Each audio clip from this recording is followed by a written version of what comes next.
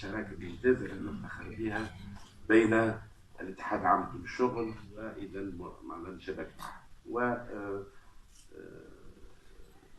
لاول مره في تاريخ تونس تقريبا كان ثم حوار جدي بدون طرف ضعيف طرف قوي، حوار تشاركي بين منظمه عديده والاتحاد العام للشغل وبين اذا مجموعه من الجمعيات المناضله في جبل التحت وبين وزاره التربيه وتقريبا فتنا 8000 منبر حواري، اكثر من 8000 منبر حواري في المعاهد وفي مع الجمعيات ومع الاحزاب ومع البرلمانيين. صحيح ربما الحوار ثم اطراف لم تعقد ما نجحتش برشا، فكرت ان ربما مشاركه الاولياء ما كانتش قويه كما نحبوا، اما ما نجمش نعملوا اكثر من هيك. اليوم تقريبا مخرجات الحوار خرجت ومخرجات وشاركت و كما يقول فيكتور هيغو انتهت الفلسفه و قسم على احنا تو باش ندخلوا في مرحله الانجاز.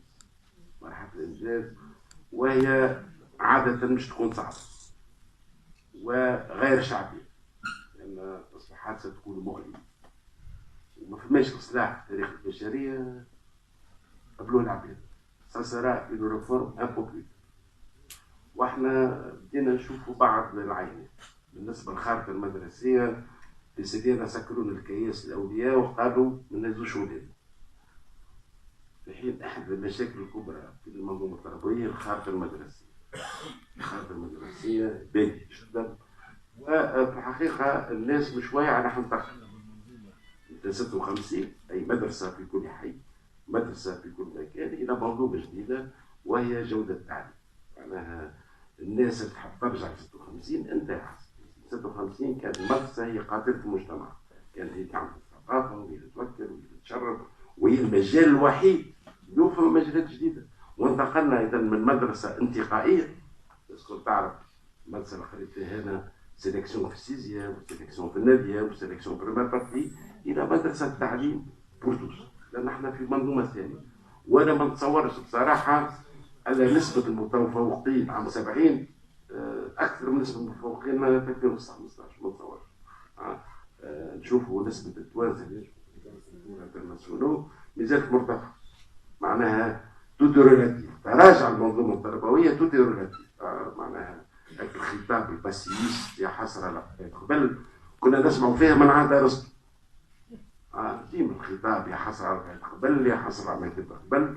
لا قرايه تو ما هيش بالشكل الكارثي اللي نتصوروه.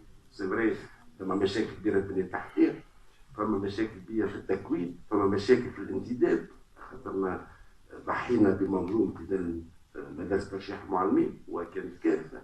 ثم مشاكل اجتماعيه كبرى. اليوم احنا ندرسوا بمجموعه من النواب معناها ما عندوش باش يسكروت، ما عندوش طاقه اجتماعيه، معناها عندنا معناها منظومه التربيه فيها منظومه تشغيل هش معناها غريب، ووضع صراحه باش نلقاو مشاكل كبيره في حل. معناها وضع النواب اصبح لا يحتمل، ما عادش يحتمل، لان اليوم عندك انت تقريبا اعتصام كلها مجموعه فيهم ما نجحتش كفاس. ما هي القيمه العلميه والبيداغوجيه للنواب؟ وهذا مش يكون حل ملف صعب على النقابات وصعب على وزاره التربيه، لان فقط قناعه كامله كاش حل. معناها شو نقول احنا لازم ندخل مرسداج، وفتره الانجاز مش تكون صعبه مش تكون صعيبه، ولو كان الشركاء ثلاثه لا وخاصه اليوم اتحاد عام الشغل لان مش تكون خدمه على الميدان. لو كان ما تكون الشراكه فعاليه والناس كل تتحمل مسؤوليتها في الباهي والخير، الناس كل تتحمل مسؤوليتها، لان تقريبا رجعنا لفتره 56 لكن الشراكه الجميله بين الاتحاد العام للشغل والسلطه. برنامج السياسيه افريقيا برنامج بن صالح كان هو برنامج الاتحاد العام للشغل لكن تقبلته السلطه باش نرجعوا تقريبا الى لي فوندامونتو نتاع الحركه الوطنيه التونسيه.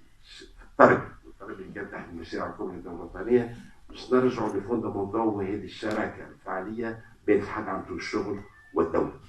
في التربيه معناها اما نخوضوا المعركه مع بعض باش ننقذوا المدرسه التونسيه وباش نحسنوا المدرسه التونسيه وتولي مدرسه صغيره، ولا باش نفشوا مع بعض، والفشل سيكون ذريعه جدا. بعجاله كنت تسمع في نبيل يقول ترفيع ميزان التربيه. ماهيش باش ترفع ميزان التربيه للاسف الشديد. ليش باش ترفع؟ لان وصلنا في المقاييس الدوليه هذاك باش وصلنا. ما عادش اليوم فما مشكله كبيره تتسمى الموارد في وزاره التربيه. انا نتفكر كتاب اللي خرجته دانيال تسال في ميتران، قالت له تحب تعمل وتحب تعمل وتحب تعمل، قال لها ما كنتش نعرف فما بروكسل، ما كنتش نعرف فما البنك الدولي وفما فما انترناسيونال. احنا عندنا العراقيين كيفاش نحلوا مساله الموارد بالنسبه لوزاره التربيه معضله كبيره.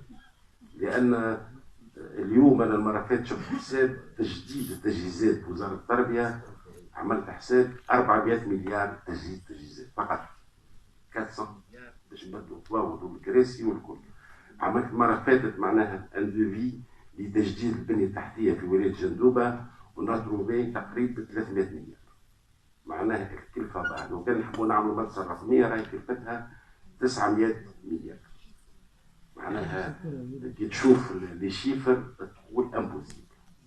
معناها كيفاش نحلوا المشكله؟ موارد جديده لوزاره التربيه. والله لحد الان الموارد معناها موارد وزاره التربيه ضعيفه. تشوفوا حاولنا احنا في المخطط الجديد باش على الاقل نخليو موارد كافيه للمناطق الداخليه. براتيكمون انا تلفلين وليات القروان وسيبوزي، وكان هذا على حساب مناطق الساحليه. تشوفوا معناها الميزانيه الجديده والمناطق الساحليه نفسها تشكو بنيه. انا نقول من افسد الولايات بنيه تحتيه ولايه نابل.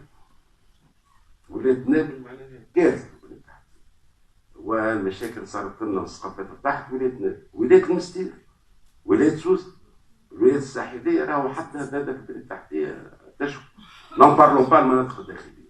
معناها وهذا مشروع كبير موارد وزاره التربيه. احنا حاولنا عملناه بشهر المدرسه رعوانيه شويه، قاعدين نحاولوا بالطريقه الجديده نتاع المؤسسه الصديقه للمدرسه. انا بوكو افونسي وراهي لا هي خوصص على المدرسه ولا هي حتى شيء، هي في لب الاصلاح التربوي. احنا عن كونتر بارتي المؤسسه باش عملنا حيد وباش نطاولوا، راهو الاولاد بعثناهم وكانت تجربه ممتازه تريانا، يدخلوا جمعه في المؤسسه يشتغلوا في المؤسسه، تقريب المؤسسه الاقتصاديه للمدرسه. من الحلول تجد تكون غلطه صحيحه من الحلول، اما فكروا في كيفيه اذا ايجاد موارد جديده. راهو بدون موارد جديده الاصلاح التربوي باش يبقى ليتراتور، باش نبقاو نحكيو على الاصلاح التربوي. الاصلاح التربوي ما نجمش نعملوه، يلزمنا موارد جديده، واليوم موارد الدوله عاجزه على توفير هذا. بل عملنا بل حاولنا، معناها ميزان الموارد ضعيفه وطموحات كبيره. انا نتصور ان مشكله التربيه ماهيش مشكله برامج، ماهيش كتب فقط. كتبنا انا نلاحظ مثلا كتبنا في الفرنسيه شبه ياسر كتب معناها مادات فرنسيه.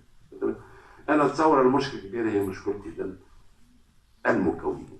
احنا ربما باش نعاودوا ننتدبوا اذا عبر اذا التكوين، اما يلزم منظومه التكوين تتقوى. اذا كل التكوين اطار التربوي يلزم تتواصل، وهذاك علاش حنخموا اذا في دمج اذا السيناب والكنيبر دمجهم وفضاء